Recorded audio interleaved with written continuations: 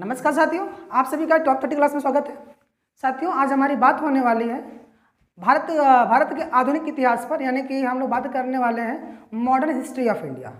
तो भाई चलिए हम लोग सीधे अपने टॉपिक पर बात करते हैं, क्योंकि हम आज आपके लिए एकदम सेलेक्टेड टॉपिक लेकर आए हैं। आज हम उन तमाम क्वेश्चनों को लेकर आए हैं जो आपके पिछले कई सारे एग्जामों में आए हुए हैं और आगामी एग्जामों में आने की इसकी संपूर्ण संभावना है।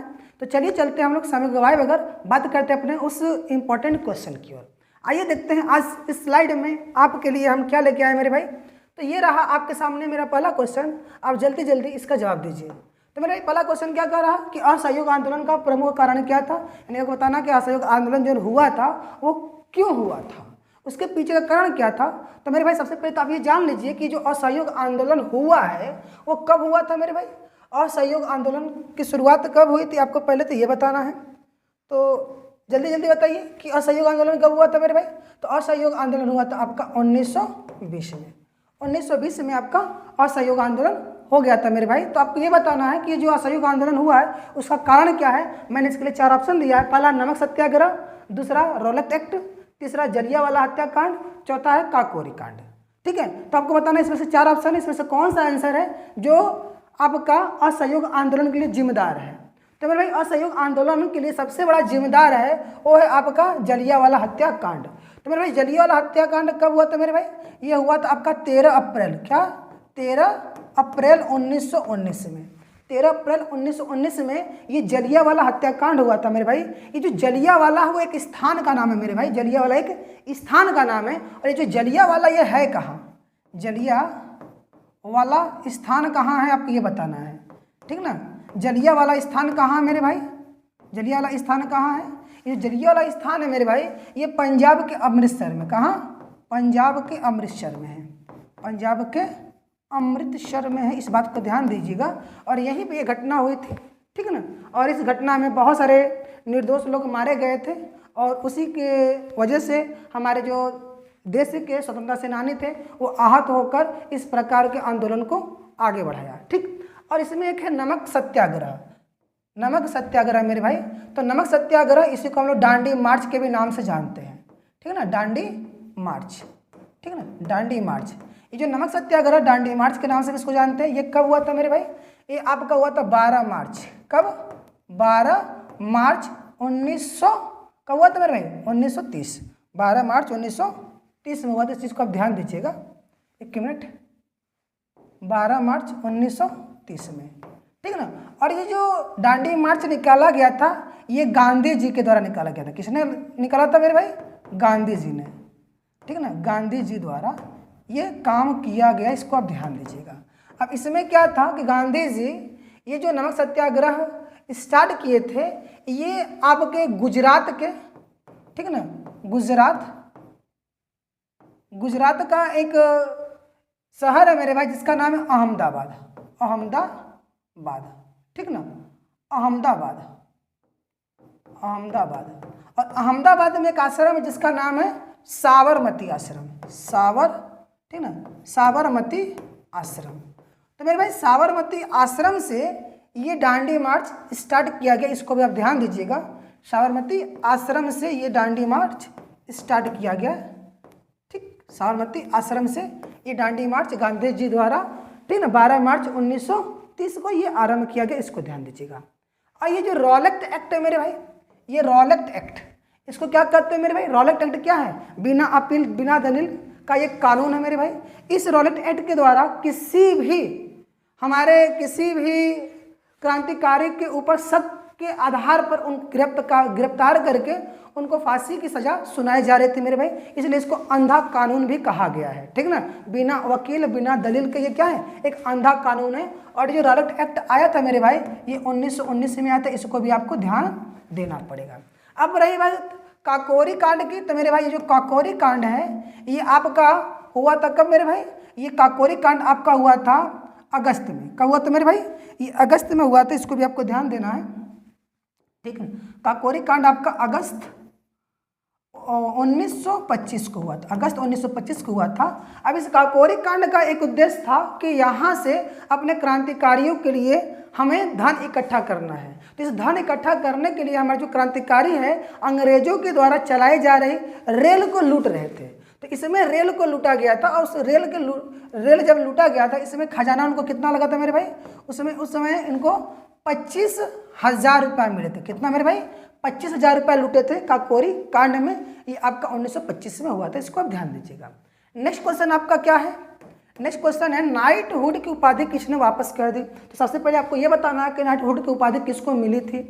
तो मेरे भाई नाइटहुड की उपाधि किसको मिली थी, नाइटहुड की उपाधि आपको रविंद्रनाथ टैगोर को मिली थी। किसको मेरे भाई, रविंद्रनाथ टैगोर, ठीक ना।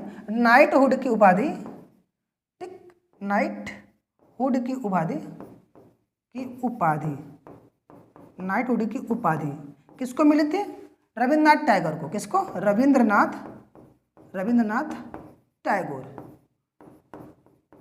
टैगोर को मिली थी। कब मिली थी मेरे भाई, ये नाइटहुड की उपाधि इनको कब मिली थी, नाइटहुड की उपाधि इनको मिली थी सन 1911 ईस्वी में। अब बात होता है कि इनको नाइटहुड की उपाधि क्यों मिली थी, ठीक है, इनको नाइटहुड की उपाधि क्यों मिली थी इस पर थोड़ा सा चर्चा कर ले। तो मेरे भाई नाइटहुड की उपाधि इनको मिली थी जब इन्होंने पहली बार, ठीक है ना मेरे भाई, पहली बार जब हमारे देश में जॉर्ज पंचम और रानी एलिजाबेथ, ठीक ना, हमारे देश भारत में आए थे तो उनके स्वागत में रविंद्रनाथ टैगोर ने पहली बार एक गीत गाया था जिसका नाम है जनगण मनगण। यानी कि जनगण मनगण पहली बार 1911 में गाया गया था।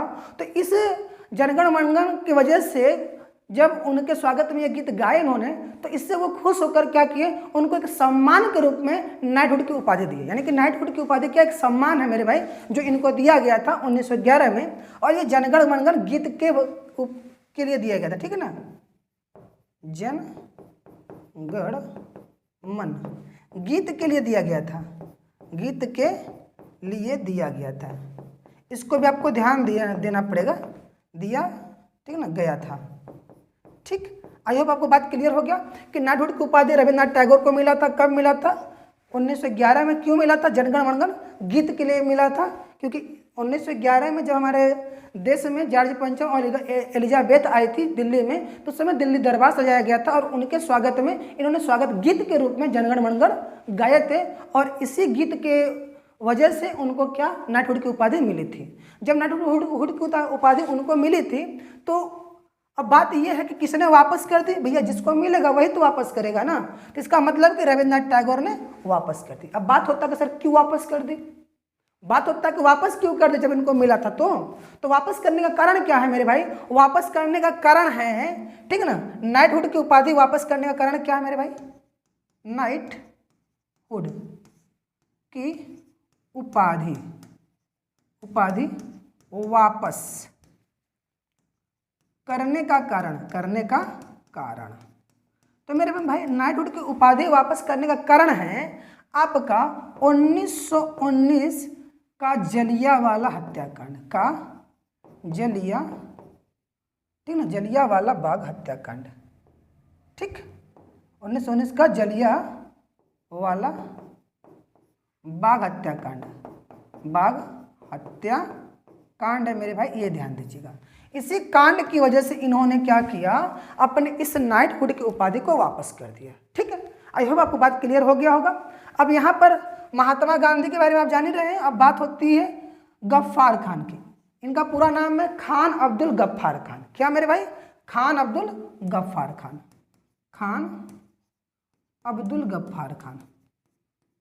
ठीक ना, खान अब्दुल गफ्फार खान, ठीक ना, खान अब्दुल गफ्फार खान। और इन्हीं को कहा जाता है क्या, इन्हें कहा जाता है सीमांत गांधी। इनको सीमांत गांधी के नाम से भी जाना जाता है, सीमांत गांधी, ठीक, इसको ध्यान दीजिएगा, सीमांत गांधी। चलिए चलते हैं अपने नेक्स्ट क्वेश्चन पर। आई होप आपको बातें क्लियर हो गया होगा कि क्या है चीज, ठीक। आइए अपने नेक्स्ट क्वेश्चन पे चलते हैं मेरे भाई। तो मेरा नेक्स्ट क्वेश्चन आपके समक्ष है, क्या कह रहा कि कांग्रेस के किस अधिवेशन में खिलाफत आंदोलन का प्रस्ताव पारित किया गया था। कांग्रेस के किस अधिवेशन में खिलाफत आंदोलन का प्रस्ताव पारित किया गया था कि अब खिलाफत आंदोलन किया जाएगा मेरे भाई। तो अब आपको बताना, इसके लिए मैंने 4 ऑप्शन दिया है, ठीक ना। सितंबर 1920 कलकत्ता अधिवेशन, दिसंबर 1920 नागपुर के अधिवेशन में, या 1885 बम्बई अधिवेशन, या आपका 1927 का मद्रास अधिवेशन, ठीक है मेरे भाई। तो ये जो खिलाफत आंदोलन का प्रस्ताव है मेरे भाई, ये कब पारित किया गया ये आपको बताना है, ठीक। तो खिलाफत आंदोलन का जो प्रस्ताव है, कांग्रेस के सितंबर 1920 के कलकत्ता अधिवेशन में इस प्रस्ताव को पारित कर दिया गया था। ठीक है ना, इस प्रस्ताव को पारित कब किया गया था? सितंबर 1920 के कलकत्ता अधिवेशन में। ठीक है, अब इसमें एक है 1885 का बम्बई अधिवेशन। तो मेरे भाई आप ध्यान दीजिएगा, ये जो आपका कांग्रेस का गठन है मेरे भाई, कांग्रेस की बात करते हैं यहाँ पर। कांग्रेस का गठन कब हुआ था मेरे भाई? ठीक ना, कांग्रेस का गठन कब हुआ था मेरे भाई? कांग्रेस कब बनाए गए थे? कांग्रेस का गठन ध्यान दीजिएगा कब हुआ था? ठीक ना, कांग्रेस का गठन बोलिए भाई, कांग्रेस की स्थापना बोलिए, ज़्यादा ठीक रहेगा आपके लिए। ठीक, कांग्रेस की स्थापना, कांग्रेस की स्थापना, कांग्रेस की स्थापना कब हुआ था मेरे भाई? 1885 में हुआ था। कांग्रेस की स्थापना 1885, 25 दिसंबर। कब मेरे भाई? 25 दिसंबर 1885। 25 दिसंबर 1885 में कांग्रेस की स्थापना की गई थी। और इसके जो अध्यक्ष थे, ठीक ना, अध्यक्ष कौन थे मेरे भाई? अध्यक्ष किसकी अध्यक्षता में हुई थी? A.O. ह्यूम की, A.O. ह्यूम की अध्यक्षता में ये कहानी हुई थी मेरे भाई। और यहाँ पर जब 1885 में कांग्रेस का क्या हुआ था? पहला बैठक हुआ था। ठीक है ना, कांग्रेस का पहला बैठक, कांग्रेस का पहला बैठक,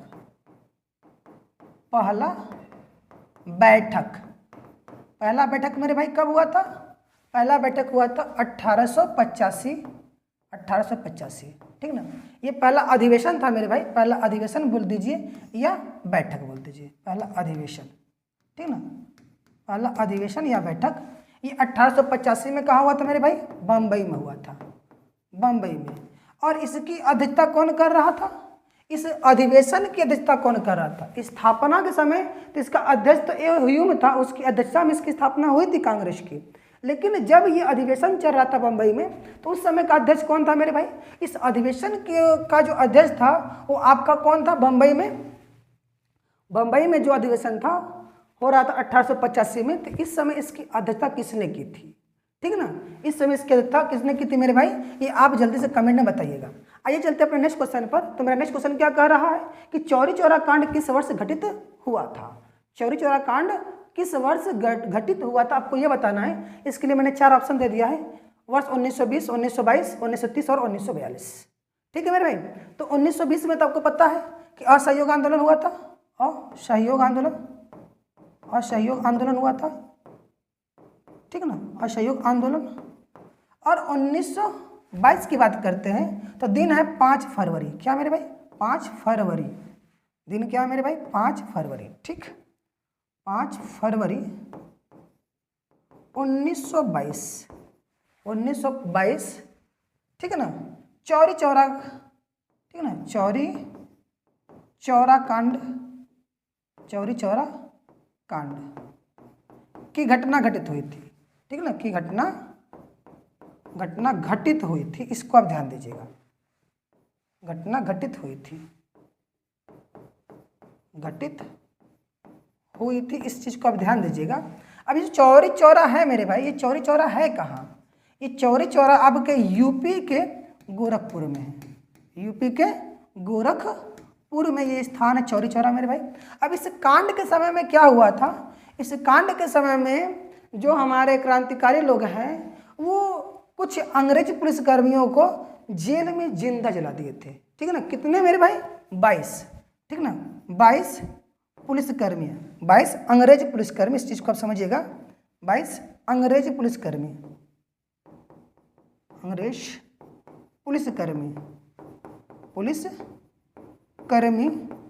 को जेल में जिंदा जला दिया गया था, जेल में जिंदा जला दिया गया था, जिंदा जला दिया गया था।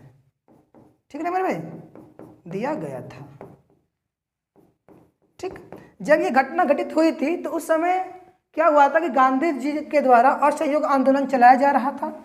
और इस घटना के बाद गांधी जी को बहुत ठेस पहुंचा, क्योंकि गांधी जी शांतिपूर्वक आंदोलन चलाना चाह रहे थे, लेकिन यहाँ पर ये घटना घटित हो जाती है तो गांधी जी ने अपना असहयोग आंदोलन स्थगित कर देते हैं और गांधी जी को पकड़कर जेल भेज दिया जाता है यहीं पर। ठीक है मेरे भाई।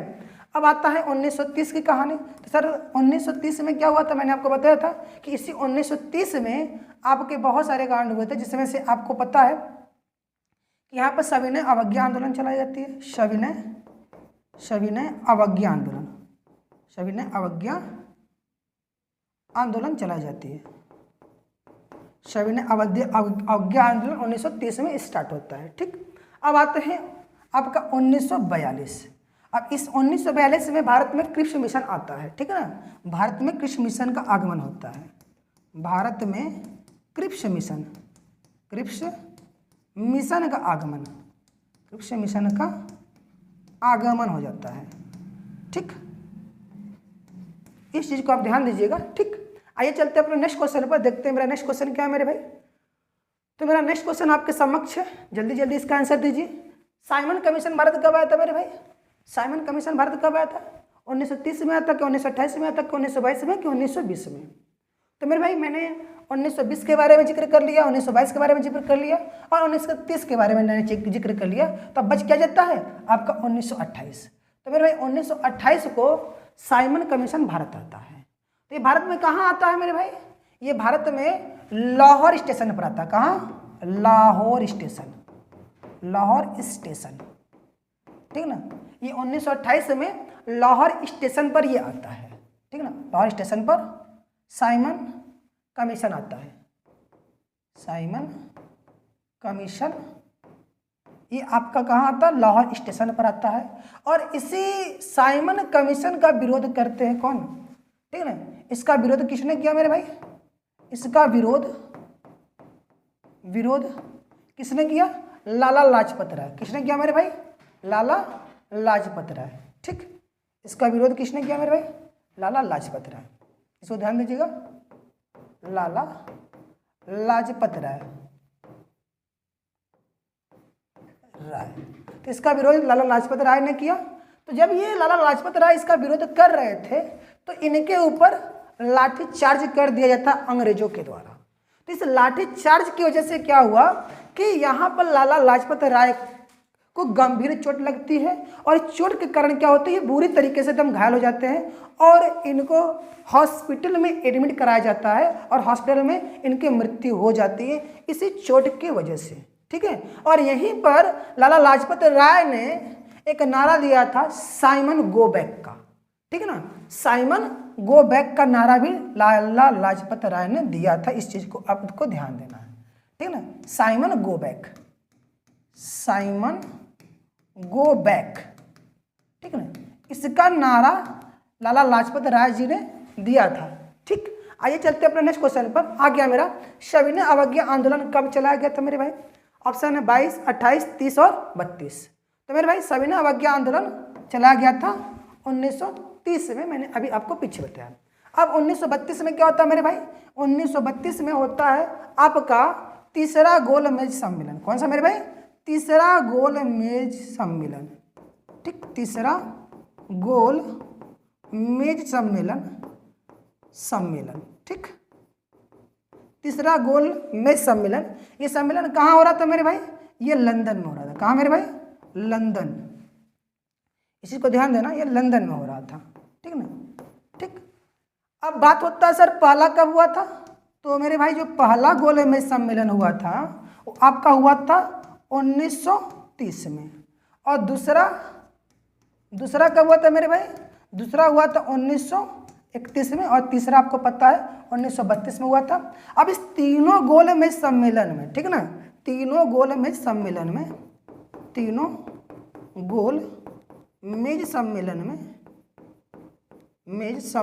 में तो मेरे भाई डॉक्टर B.R. अम्बेडकर ने भाग लिया था।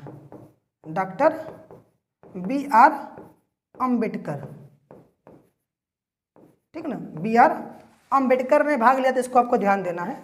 ठीक ना। अब बात होता है कि सर गांधी जी कांग्रेस के अध्यक्ष रहे हैं कभी ना कभी, तो गांधी जी ने इस सम्मेलन में भाग लिया था कि नहीं? तो मेरे भाई गांधी जी ने कांग्रेस की तरफ से इस सम्मेलन में भाग लिया था दूसरे वाले में, ठीक है ना। तो दूसरे गोलमेज सम्मेलन में गांधी जी ने भाग लिया था, इस चीज को ध्यान दीजिएगा, ठीक है। दूसरे गोलमेज सम्मेलन कब हुआ था मेरे भाई? सम्मेलन 1931 में कांग्रेस की ओर से, किसकी ओर से मेरे भाई? कांग्रेस की ओर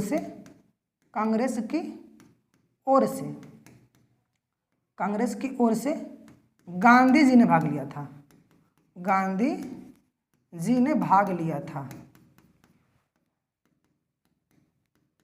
ठीक है मेरे भाई। इस चीज को आप ध्यान दीजिएगा। आइए चलते हैं अपने नेक्स्ट क्वेश्चन पर, देखते हैं मेरा नेक्स्ट क्वेश्चन क्या कहता है मेरे भाई। तो आइए चलते हैं मेरा नेक्स्ट क्वेश्चन। तो नेक्स्ट क्वेश्चन आपके समक्ष है मेरे भाई। क्या कह रहा है नेक्स्ट क्वेश्चन? कह रहा कि भारतीय राष्ट्रीय चिन्ह अशोक स्तंभ कहाँ से लिया गया है? भारतीय राष्ट्रीय चिन्ह अशोक स्तंभ कहाँ से लिया गया है? इसके लिए भी मैंने बाकायदा 4 ऑप्शन दे रखा है मेरे भाई। आपको बताना है कि बताइए कि वो कहाँ से लिया गया है। पहला है आपका हस्तिनापुर से, कुंडग्राम से, या फिर बोधगया, सारनाथ से। तो जो अशोक स्तंभ है मेरे भाई, जो भारतीय राष्ट्र का चिन्ह है अशोक स्तंभ, जिसपे 4 शेर यानी कि सिंह लगाए गए हैं और उसमें एक आपको चक्र बना गया होता है, तो वो जो लिया गया है वो कहाँ से लिया गया है? तो मेरे भाई वो लिया गया है आपका वाराणसी से, ठीक है ना। ये कहाँ से? सारनाथ के वाराणसी, ठीक है ना। सारनाथ कहाँ मेरे भाई? वाराणसी में। ये सारनाथ से लिया गया है, ये वाराणसी में है, वाराणसी, ठीक। इस चीज़ को आप ध्यान दीजिएगा, वाराणसी में है ये, वाराणसी, ठीक। अब ये वाराणसी कहाँ है मेरे भाई?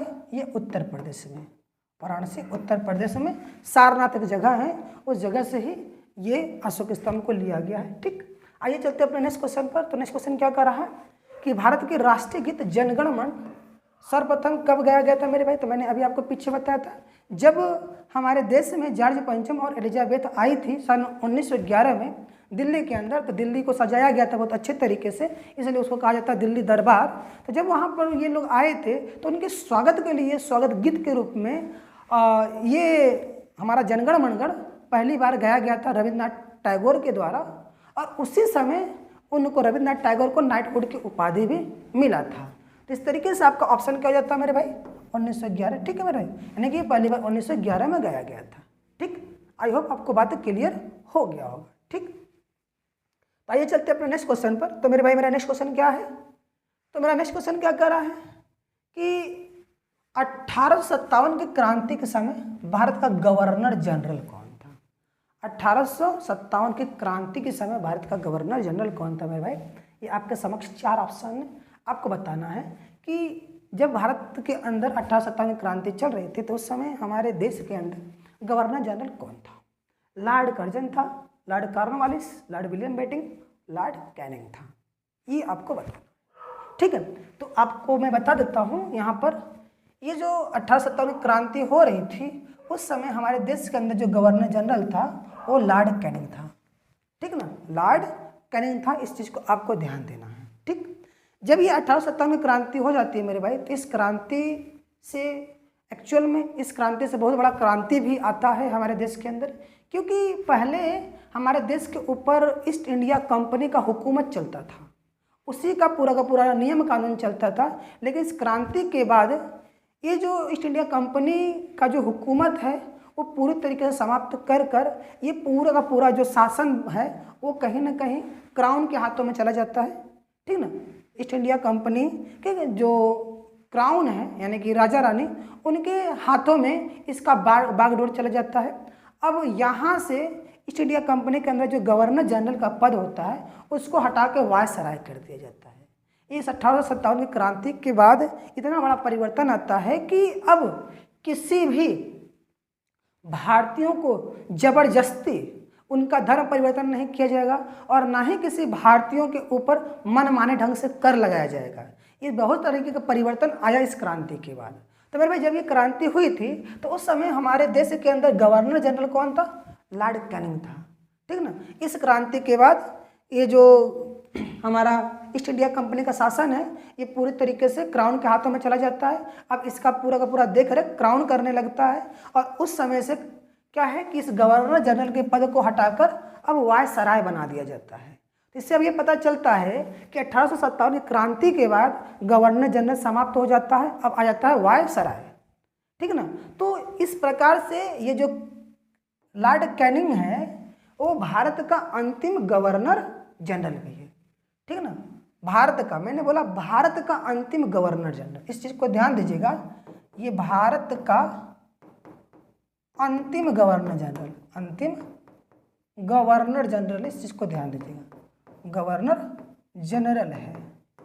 और मैंने बताया कि ये 1857 क्रांति के बाद गवर्नर जनरल के पद को हटाकर वायसराय कर दिया जाता है, तो ये प्रथम वायसराय भी हो जाता है। ठीक है ना मेरे भाई, भारत का ये प्रथम वायसराय, भारत का प्रथम वायसराय, ये प्रथम वायसराय हो जाता है। अब बात होता है लॉर्ड विलियम बेंटिंक की, लॉर्ड विलियम बेंटिंक की बात करते हैं मेरे भाई। ये जो लॉर्ड विलियम बेंटिंक है ये बंगाल का अंतिम गवर्नर है। कहाँ का मेरे भाई? बंगाल का, इस चीज को ध्यान दीजिएगा, ये बंगाल का अंतिम गवर्नर, बंगाल का अंतिम गवर्नर जनरल, अंतिम गवर्नर जनरल, ये अंतिम गवर्नर जनरल होता है। ठीक। अब ये जो लॉर्ड कॉर्नवालिस है मेरे भाई, इस लॉर्ड कॉर्नवालिस की वजह से हमारे देश के अंदर क्या हुआ था, स्थायी बंदोबस्त लाया गया था। तो स्थायी बंदोबस्त का जो जनक है, ठीक है ना, ये स्थायी बंदोबस्त का जनक है, बंदोबस्त का जनक है, ये स्थायी बंदोबस्त का ये जनक माना जाता है मेरे भाई। अब आता है लॉर्ड कर्जन। तो लॉर्ड कर्जन के समय सन 1905 में आपको पता है बंगाल का विभाजन होता है। 1905 में क्या होता है मेरे भाई? बंगाल का विभाजन, बंगाल विभाजन होता है। तो बंगाल विभाजन 1905 में होता है। तो बंगाल विभाजन के समय हमारे देश के अंदर जो आपका वायसराय होता है वो लॉर्ड कर्जन होता है। ठीक ना, ये वायसराय है, इस चीज़ को ध्यान दीजिएगा। इस तरीके से आपके चारों के चारों ऑप्शन क्लियर हुए कौन कौन क्या है, और हमारा आंसर डी सही हो जाएगा। ठीक, आइए चलते हैं अपने नेक्स्ट क्वेश्चन पर। तो मेरे भाई मेरा नेक्स्ट क्वेश्चन क्या कह रहा है कि स्वतंत्र भारत का अंतिम गवर्नर जनरल कौन था। तो मेरे भाई स्वतंत्र भारत की बातें कर रहा है, इस चीज़ को आपको ध्यान दीजिएगा। स्वतंत्र भारत की बातें कर रहा है, यानी कि जब हमारा देश 15 अगस्त 1947 में आज़ाद हो जाता है तब की बातें। इसके लिए भी मेरे पास चार ऑप्शन है, Lord Cornwallis, Lord Canning, Lord Mountbatten और चक्रवर्ती राजगोपालाचारी, इसको बोलते हैं हम सी राजगोपालाचारी। तो मेरे भाई मैंने इसके बारे में जिक्र कर लिया, इसके बारे में हो गया। अब आते हैं हम लोग लॉर्ड माउंटबेटन के बारे में। तो मेरे भाई ये स्वतंत्र भारत के कौन है मेरे भाई? ये स्वतंत्र भारत के हमारे अंतिम वायसराय हैं। ठीक है ना, ये हमारे स्वतंत्र भारत के अंतिम वायसराय है, इस चीज़ को आपको समझिएगा। सॉरी, ये हमारे भारत के अंतिम वायसराय है, भारत के अंतिम वायसराय है, अंतिम वायसराय। ठीक है ना। और प्रथम वायसराय मैंने आपको बताया कि लॉर्ड कैनिंग है, प्रथम वायसराय लॉर्ड कैनिंग है, और ये अंतिम वायसराय होते हैं। ठीक है ना। जब देश का विभाजन हो जाता है, आज़ादी मिल जाती है, तो अब वायसराय का पद भी समाप्त कर दिया जाता है। देश को जब आज़ादी मिल जाती है तो वायसराय का पद भी समाप्त कर दिया जाता है, और फिर से गवर्नर जनरल का पद आ जाता है। तो इस तरीके से स्वतंत्र भारत का ये हमारे प्रथम गवर्नर जनरल हो जाते हैं। ठीक है ना, स्वतंत्र भारत का प्रथम गवर्नर जनरल, प्रथम गवर्नर जनरल, इस चीज़ को आपको ध्यान देना है, स्वतंत्र भारत का प्रथम गवर्नर जनरल। ठीक, अब ये स्वतंत्र भारत के प्रथम गवर्नर जनरल आपसे पूछा गया है स्वतंत्र भारत का अंतिम गवर्नर जनरल कौन है मेरे भाई? तो जब भारत आज़ाद हो जाता है तो उसके बाद अंतिम गवर्नर जनरल होते हैं सी राजगोपालाचारी। इसके बाद से हमारे गवर्नर जनरल का पद को हटा दिया जाता है। आई होप आपको बातें क्लियर होगा कि हमारे स्वतंत्र भारत का अंतिम गवर्नर जनरल कौन है? सी राजगोपालाचारी। और प्रथम गवर्नर जनरल कौन है? स्वतंत्र भारत की मैंने बात बोला, स्वतंत्र भारत का, ठीक है ना, अंतिम गवर्नर जनरल सी राजगोपालाचारी, और प्रथम जो है वो आपका लॉर्ड माउंटबेटन है। ठीक है ना। और ये जो लॉर्ड माउंटबेटन है वो अंतिम वायसराय होता है। इस चीज़ को भी ध्यान दीजिएगा, थोड़ा कन्फ्यूजन केस है, लेकिन आप इत्मीनान से पढ़िए, सब कुछ क्लियर कट है। ठीक, तो मेरे भाई इस तरीके से आपने इम्पॉर्टेंट 10 क्वेश्चन को मेरे भाई मेरे साथ आपने डिस्कस किया। आपको ये सभी क्वेश्चन अच्छे लगे होंगे आई होप। तो मेरे भाई इस प्रकार से आप देख पा रहे हैं कि आपके समक्ष कितने क्वालिटी के, कितने स्टैंडर्ड क्वेश्चन आपके समक्ष रखा जा रहा है मेरे भाई। अगर आपको इस प्रकार से मेरे द्वारा पढ़ना, ठीक है ना, मेरे द्वारा आपको पढ़ना और मेरा पढ़ाना आपको जरा भी बेनिफिशियल लग रहा है मेरे भाई, तो आप इस वीडियो को अपने तमाम मित्रों में शेयर कीजिए और लाइक कीजिए मेरे भाई। यदि आप मेरे चैनल पर नए हैं तो इसको सब्सक्राइब भी कीजिए। बाकी थैंक यू, धन्यवाद। मिलते हैं अपने नेक्स्ट वीडियो में एक नए अंदाज में, नए टॉपिक के साथ मेरे भाई। जय हिंद, जय भारत।